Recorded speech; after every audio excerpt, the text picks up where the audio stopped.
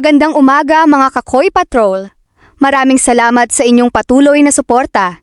Narito na ang ating weather update ngayong ikasiyam ng Hulyo, 2026. Alamin natin ang pinakahuling kalagayan ng Bagyong Bavi, ang lagay ng panahon sa Luzon, Visayas at Mindanao. Koy Patrol Weather Update. Ikasyam ng Hulyo, 2026. Update sa Bagyong Bavi.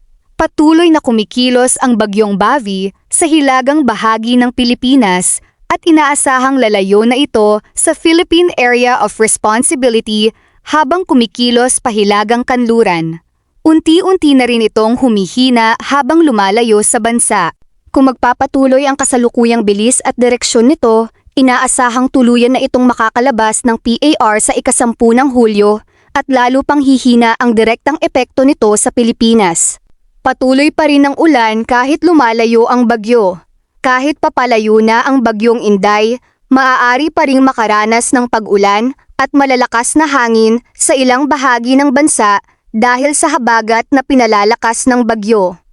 Mga lugar na maaapektuhan: Luzon, Ilocos Region, Cagayan Valley, Cordillera Administrative Region, Central Luzon, Metro Manila, Calabarzon, Mimaropa, Visayas, Western Visayas, Central Visayas, Negros Island Region, Mindanao, Zamboanga Peninsula, BARMM, Soc-Sargen, walang klase.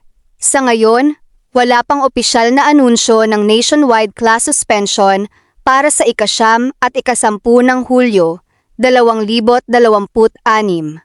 Ang mga suspensyon ay nakadepende sa desisyon ng mga lokal na pamahalaan at Department of Education sa bawat lugar. May kasunod ba ang bagyo? Sa kasalukuyan, wala pang opisyal na kumpirmadong bagong bagyo na sumusunod sa Bagyong Bavi. Patuloy na binabantayan ng PAGASA ang anumang low pressure area na maaaring mabuo sa loob o labas ng PAR. Paalala, na Koy Patrol, mag-ingat sa pagbaha at pagguho ng lupa. Iwasan ang paglalayag kung may gale warning. Patuloy na subaybayan ang opisyal na abiso ng PAGASA at LGU. Koy Patrol, hatid ang totoo at napapanahong balita.